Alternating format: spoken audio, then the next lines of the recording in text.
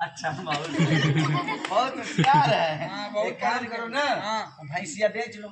बड़की हाँ, और भैंसिया बेच के इनके लिए झुलनी ले आना, ठीक। और उसके बाद अपने लिए भूसट ले लेना।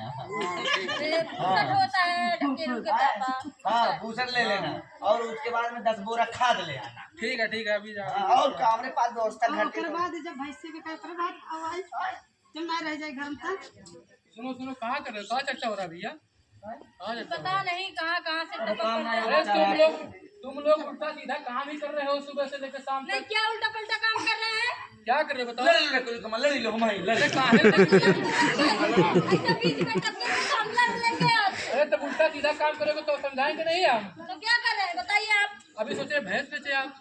हाँ अभी बेच के आ रहे हैं भैया। देखो आ गई भैंस बेच दी। हाँ, तभी तो हम कहते कि शरीर में मांस क्यों नहीं है बताओ। अब आपकी तरह हम भैंस हो जाए क्या? हम दूध दही खाते हैं तब हमारा शरीर तुम्हारे से थोड़ी रहते हैं कि हवा पी के रहते हैं बताओ। अभी पेड़ काट रहे थे, तालाब काट रहे थे, अब क्या भैंस वो चल जाए। बताओ।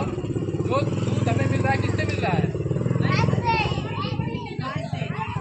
भैंस से मिल रहा है, गाय से मिल रहा है। और तो और पहले सोचिए हम खा क्या रहे हैं? रासायनिक खाद खा रहे हैं। दूध खा रहे हैं। तो भैंस बेच है, दूध कहाँ से खाओगे? हाँ? अब देखिए हमारी आर्थिक स्थिति भी जानवरों से है। ऐसा नहीं है कि 2 लीटर 4 लीटर दूध अगर हमारे घर से बिकता रहे तो हमारे घर की स्थिति बनी रहेगी। और जो दूध में पौष्टिक मिलता है वो किसी चीज में नहीं मिलता। तो अगर दूध इनको खिलाए होते तो आज ऐसी नहीं होती। जी भैया, तुम सारा उल्टा सीधा काम कर रहे हो। तो बेच देंगे तो तुम्हारे घर से चुरा और लेंगे। देखिए और तो जो हमें आज रासायनिक खादों पर निर्भर होना पड़ रहा है, इसका क्या देन है? खाद लेके आए। इसका क्या देन है? वो तो पता है आप खाद लेके आए हैं, लेकिन इसका क्या देन है कि हमें रासायनिक खादों पर निर्भर होना पड़ रहा है?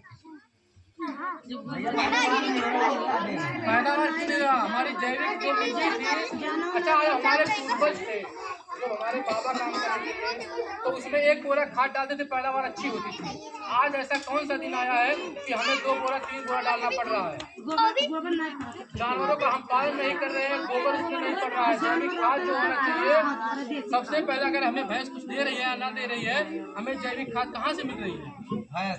भैंस से।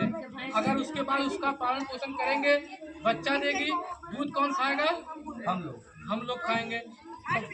ताकतवर कौन होगा? हम लोग। तो झुल्ली नहीं रहेगा, चल जाएगा। खेत बाड़ी हमारा उपजाऊ मिट्टी हो जाएगी अच्छे से, जो आज बंजर की तरफ बढ़ती जा रही है।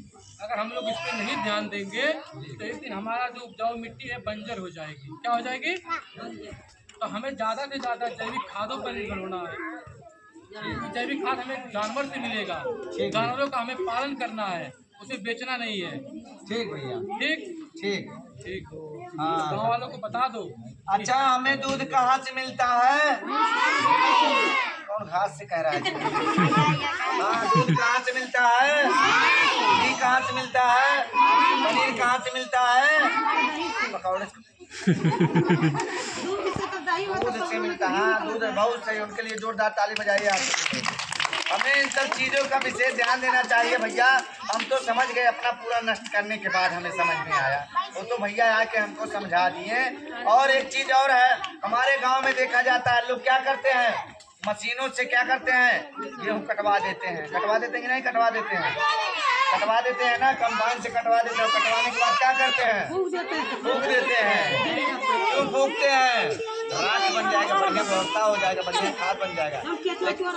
बहुत सही बात। आप लोग बताइए, हम जो पराली जलाते हैं उससे हमारा खेत का फायदा होगा या नुकसान होगा?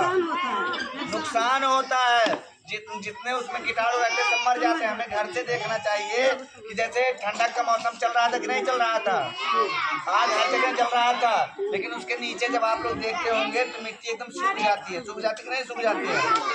अगर वहाँ पे हम लोग कुछ बोएंगे तो उगेगा? नहीं उगता, 2-4-10 साल तक नहीं उगेगा।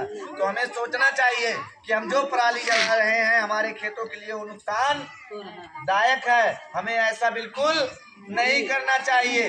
और घर का जो कूड़ा करकट निकले हमें ले जाकर कहाँ डालना चाहिए? कहाँ से कचरा? डस्टबिन में डालना चाहिए। डस्टबिन में जब भर जाए हमें अपने खेतों में ले जाके गड्ढा बना देना चाहिए। बनाना चाहिए कि नहीं बनाना चाहिए? उसके बाद कूड़ा करकट उसमें डाल देना चाहिए। डालने के बाद में जब गड्ढा भर जाए उसको ढक देना चाहिए। 6 महीने बाद कंपोस्ट खाद बन जाएगा। क्या बन जाएगा? कंपोस्ट खाद बन जाएगा। और अपने फसल में डालेंगे तो फसल की पैदावार अच्छी हो जाएगी।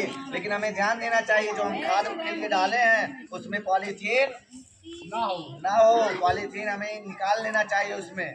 आप लोग इन सब चीजों को विशेष ध्यान दीजिए, अनदेखा ना करिए। साफ सफाई का भी विशेष ध्यान देना चाहिए हमें। हमारा जीवन जब सुखमय रहेगा तो सब कुछ अच्छा लगेगा।